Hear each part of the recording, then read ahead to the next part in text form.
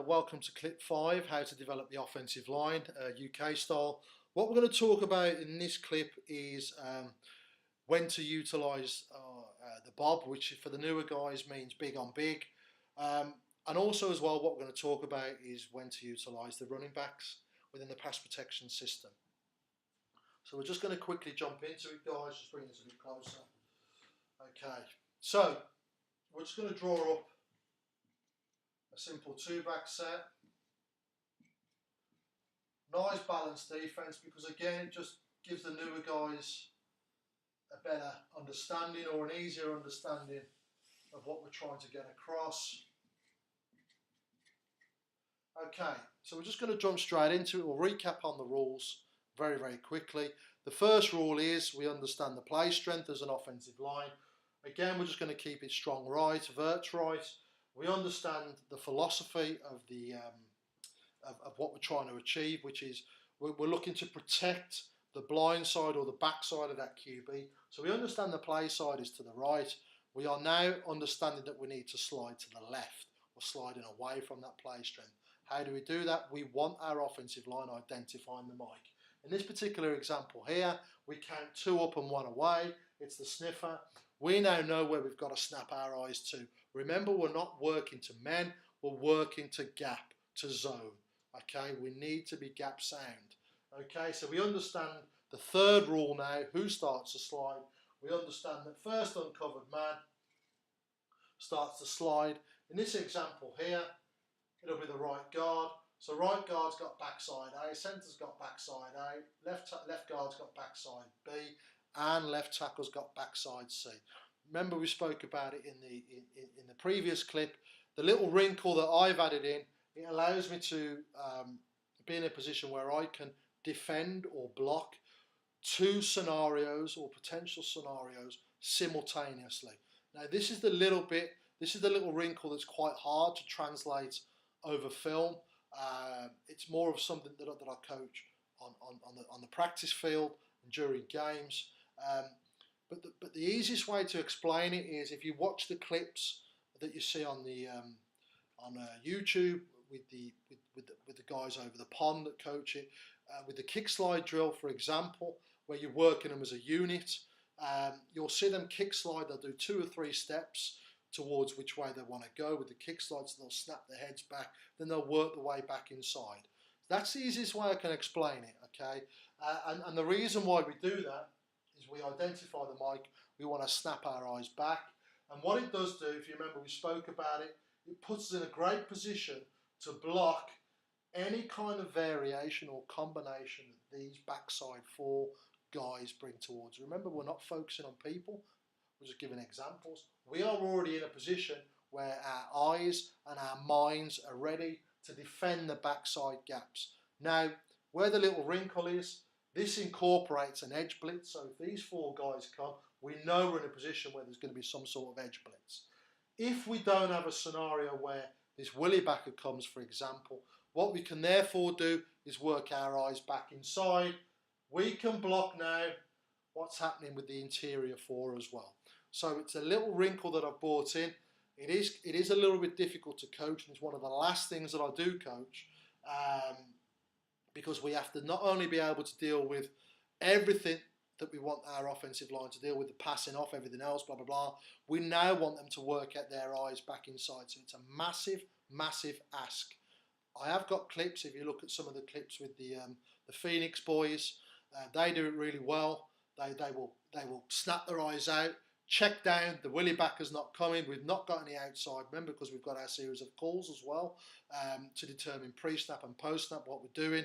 We haven't got that blitz coming, there's nobody blitzing over the edge. We're going to snap our eyes back inside, we're going to work our way back inside.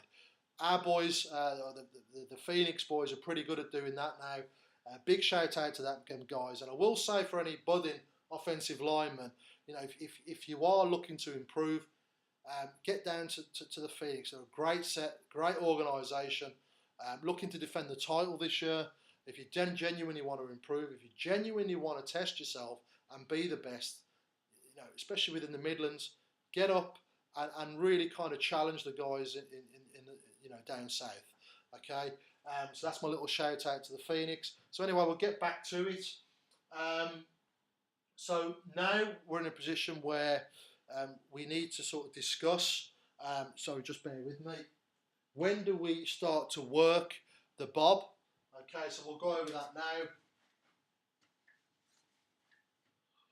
So for the newer guys, bob means big on big. It means our 5 guys, our grunts, I call them grunts, lovingly call them grunts, our trench grunts, okay, are covered up by a number of targets, and so we're all locked up, we're all man blocking, we're all big on big. So for the newer guys, that's what it means.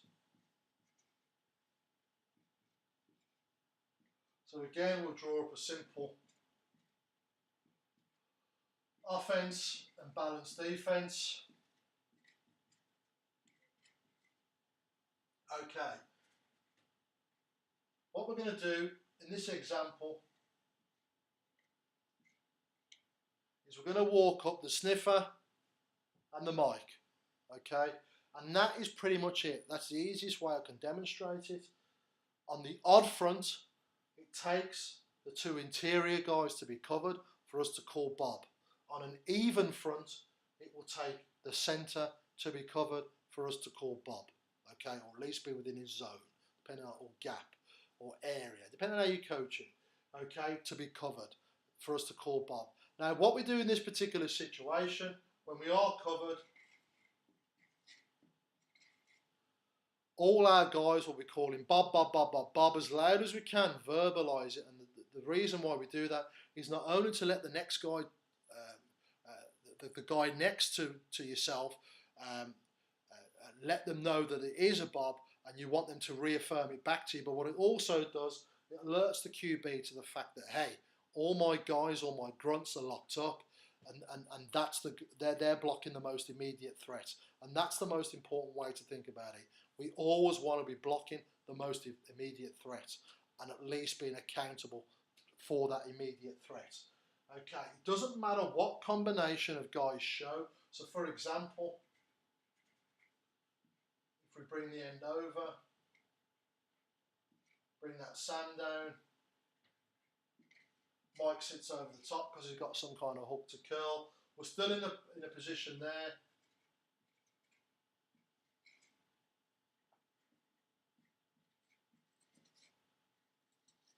Where everybody is locked up.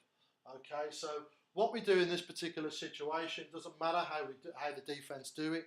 When our 5 guys are covered up, okay, and over the top of them, we're in a situation where we're going to call bob, bob, bob, bob, bob. Now the bob call will always trump, okay, the first uncovered man starts the slide rule. Will always trump the man zone, okay, unless I've made an adjustment, which we'll talk about in a second. The bob will always trump the man zone or the half slide, depending on how you like to call it. So what we'll do is we'll talk about backside blitzes while we're in bob.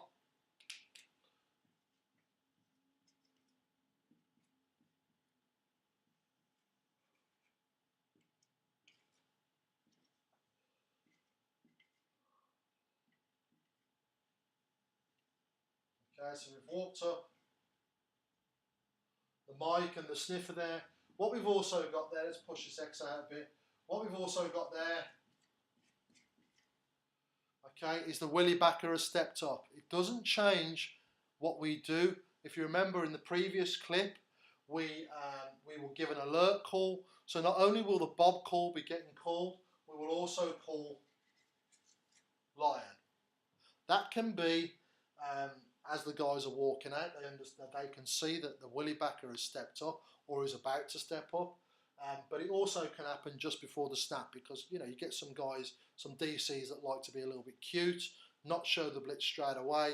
So as long as we've got our tackle's eyes up, he will be the first person to call lion, lion, lion, lion, lion. That will alert the QB to the fact that, hey, not only have I got a bob call, I've also got now backside an edge blitz that my guys, my grunts, are not going to be dealing with. So this is what it will sound like. As we walk out, it's going to be bob, bob, bob, bob, bob, bob, bob, bob, bob, lion, lion, lion, lion, lion, lion, lion. There's two calls there that will alert not only the offensive line, but the QB to what's going on. Now, What we need to be able to do, because you're coaching great, you're in a position where you're coaching your QB to be fully aware and fully prepared of pressure. What you now want to do is, this is the most important thing, is you want to be able to add a layer to your system, not change your system. Add a layer, add a tier, develop your system. And the way we do that is by giving the QB the option to hold the running back. It doesn't change anything we do, you just add in a layer. And this is the most important thing. Don't panic. Don't think we have to change and do everything differently to try and account for the fact that we've got an extra guy. Remember, 5 guys can only block 5 guys. It's as simple as that. Okay. So, if we're in a situation where everybody's locked up on the inside, we've got this willy backer coming off the edge. As a QB, we have now empowered the QB as coaches to make decisions. This is the most important thing. Get your QB being a leader. Get him making decisions. Get your offensive line being leaders. Get your running backs being leaders. Empower them to make the simple decisions. We can't do everything on the sideline. Trust the guys on the pitch. And you know what? If they don't do it, they're going to get hit. That's the best teacher you'll ever know. And they will do it the next time. So, as your QB's walking up, he's listening to what's going on. He now understands that there's a blitz coming off the backside because he's heard the line call, and he should be scanning side to side, pre-snap, so he knows what's coming towards him. He now has the option to hold that running back. He doesn't need to make a call. You don't need to develop a whole new system. All he's going to do is just tap the guy or just have a word in his ear. I want you to block backside, front side, blind side, play side. Doesn't matter what your word is. Now, depending on what your OC and how your OC runs it, it doesn't matter whether it's this running back here or if you're the type of team where you like to bring the running back underneath, okay, because you want to release him out in the swing, whichever, or there's a design play, it doesn't matter what it is, it all amounts to the same thing, okay? So now that we understand how to utilise the running back backside, what's the process? What do we want him looking at? What do we want the running back looking at? And it's pretty simple. We want that running back to be as aggressive as our offensive line. We want him to meet the target at as close as he can, or if not, on the line of scrimmage. Remember, we're developing an aggressive offensive look. We're developing a forward-thinking offense. We're developing an offense that can deal with the more established, if you want to call them that, more physical, more aggressive defenses. And we want to be in a position where we can dictate, we can take the game to the defense. That's ultimately what we want to achieve. We want to be in a position where we are confident and we are always challenging what's in front of us. We want to be in a fight. We want to scrap. We want to be able to grind you down. We want to be able to take your game away from you, and therefore we want to dominate. We want to turn the screws and we want to keep pushing. We are not a passive offense. This is the most important thing. And the way to do that, guys, is to get your guys confident.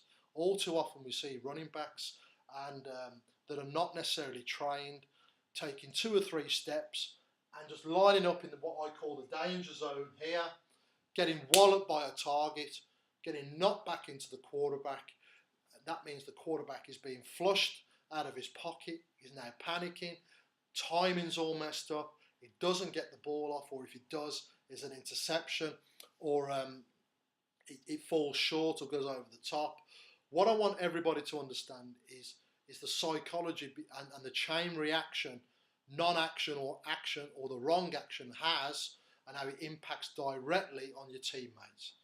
Inadvertently, okay, then affects the system itself. It's massive to look at the small details. So what we want to do is we want first and foremost, we want your running backs that potentially won't be trained up in pass protecting, okay, meeting, okay, that blocker, okay, or that target, sorry, on the inside half, okay, of his body. And the reason why we want that, guys, is because we want to be able to, if we do miss, we're going to miss at 100 miles an hour and it's going to make your target run around the outside. Bearing in mind that you're teaching your quarterback great pocket presence, he will be able to step underneath into the pocket and release the ball. Really, really, really simple stuff. So this is the first option that I want to be able to give the quarterback in instances where we haven't necessarily made that adjustment and kind of adhered to our rules, where we want that backside protected all the time by our best blockers. We may have not accounted for it in our scouts. We may have not had time to adjust to it. We may have just seen it happen. Okay, so in the first and foremost, you need to be able to give your quarterback that option. If everything else fails, or we do get that Bob call and there's no other adjustment being made by the coaches, give him the option to hold that running back there.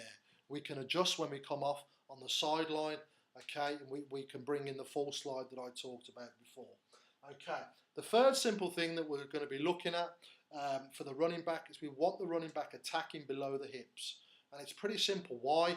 We want him attacking the inside half of the body, so if he misses, the target has to run around the outside, okay, and that way we maintain the pocket. If he attacks the bottom half of the body, it means that you're going to be taking the target's legs out, and a target cannot run without no legs. It's as simple as that, and that's the reason why we do that.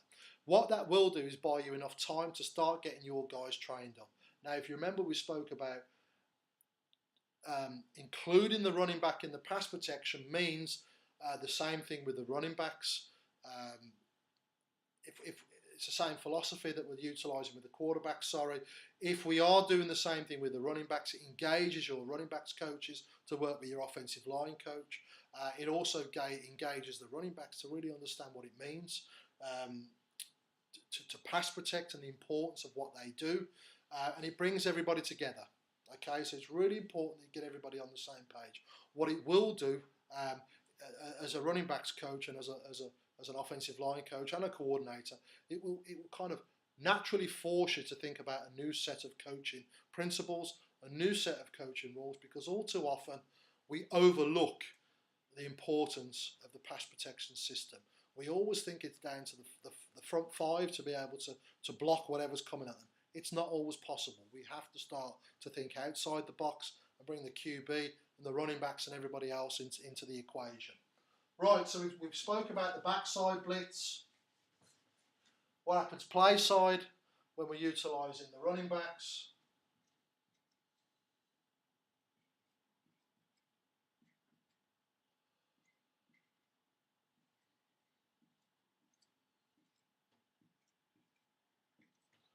Okay, so we're going to bring the sniffer down, we're going to bring the mic down. In this example here, we're going to bring the Sam down.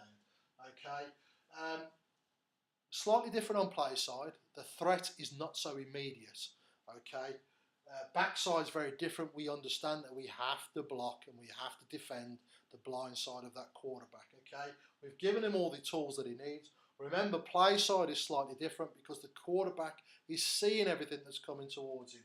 So we understand in this example, QB is going to have the double read here. He's going to read Mike to Sam or Sam to Mike. Okay, we understand that the Mike is covered by the guard. So therefore, when the Sam steps up, let's put this guy over there. When the Sam steps up, we know he's going to blitz. The QB has two options now. The first option is we're just going to do what we normally do. We're going to release the ball, play hot and throw hot, whatever you want to call it, off this blitz here. If he's not feeling confident, or as an OC you're not feeling confident, or as an offensive line coach, if you're not feeling quite confident yet, give the QB the option to hold the running back, again to be able to block that guy there. The rules do not change. We want, or should I say, the process doesn't change. You want to be meeting the target as close as you can to the line of scrimmage. You want to be attacking the inside half of the body, and you want to be attacking below the hips. Really, really, really simple stuff. So hopefully, guys, that explains that.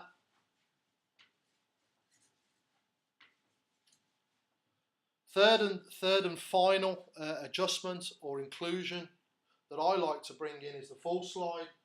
Okay, and we'll get through this really quick.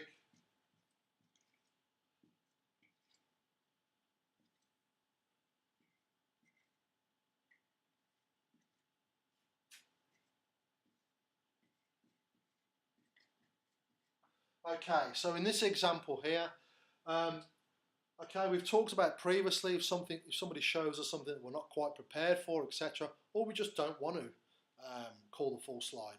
Okay, yeah, the quarterback has the option each and every time to hold that running back there. Okay, depending on how threatened he feels.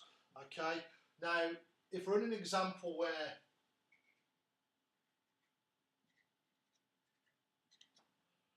this happens and we've got that backside blitz again, we call Bob, Bob, Bob, Bob, Bob. Okay, and we've got that line call there.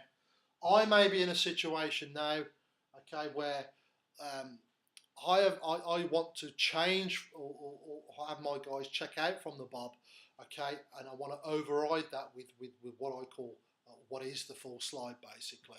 Now that can be a number of ways you do that. You can put a call in, okay, it doesn't really make, I don't do that. I will, because I've given the option of the quarterback, being able to hold the running back, I will simply wait, okay, for the guys to come off, or I'll send it in with another lineman, etc., etc. Or if I know that team likes to blitz heavy backside, I'll just make it a pre-game adjustment or inclusion. There's a number of ways I can do it.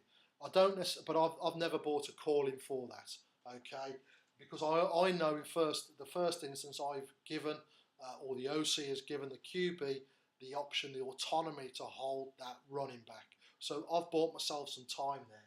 So if I decide that I want to full slide, I will simply tell my guys that I want you to check out of everything and to full slide, okay?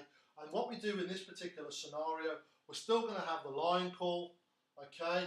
We won't necessarily have the Bob call because I've trumped that by having a full slide. And all that's going to happen is we understand that the play is vert right. We're going to be sliding to the left. So right tackle will start the slide. Everybody else will slide as well. So right tackle will have backside B. Guard will have backside A. Centre will have backside A. Left guard will have backside B. And left tackle will have backside C. And all that basically means, guys, is we're pretty gap sound in being able to defend the backside gaps. It doesn't change the rules play side. All that's going to happen is QB is going to read off the edge guard. We know that the end is going to come through unblocked. Now, that might make some of you feel a little bit jittery, but it depends what system you work. It still puts me in a position, working them rules, that I can still send my running backs out on a swing, or should I say the offensive coordinator can, and we can release that ball pretty quick.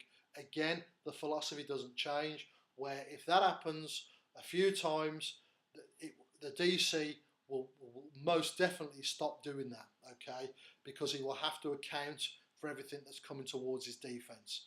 Again, it doesn't change the rules. We're keeping to the same philosophies, and what it does do, it puts in a great position where the QB is still accounting for what's coming towards him, and he is just as effective as a down lineman or a blocker within the system. Okay, so hopefully, guys, that deals with that simple edge blitz there. If we're in a situation where, let's really overload it here, guys. We may be in a goal line position or something else, and yeah, we haven't adjusted, or we've called a certain offense. But let's just take it to an absolute extreme. Let's have the tackle there, the end there, the end there. Willie Backer there. Sniffer's walked up. Mike's walked up. Ends covered. And we've also had the Sam walk up as well. Okay. So everybody's showing on the line of scrimmage. An absolute extreme. But nevertheless, it's something that does happen from time to time. We've already committed to the play. We already know that we've got 5 down linemen. We've got 2 guys here, etc., etc. I have already made the call, okay, to full slide. So we're going to vertical set there, depending on how wide this guy is. We're now in a position, okay, where we've potentially got 2 guys here that won't be blocked, okay. So what the QB has to do in this particular scenario is hold, whether that be this guy here, and throws hot off the edge guy, okay, release this guy out. It doesn't matter what we do, or block the most immediate threat, which is always the inside guy first, block the most immediate threat, and release. It doesn't matter what we do, but it doesn't change the rules in the sense that the QB is going to have the double read off the edge, okay, he's going to have the double read there.